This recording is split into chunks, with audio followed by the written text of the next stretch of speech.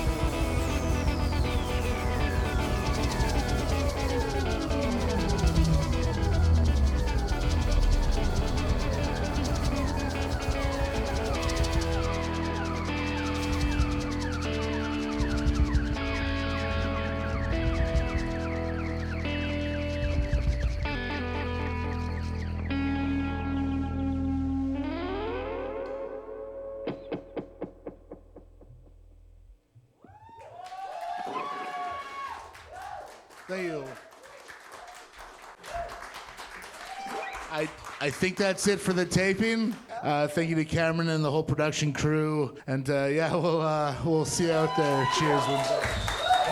Windsor is sure lucky that you guys come through as often as you do because we love you and you make our music scene that much better. And please give it up one more time for Apollo Suns, everybody.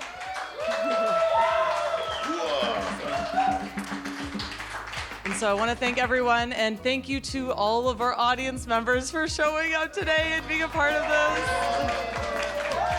Awesome. So thank you, and we hope to see you guys next time. Okay, thanks.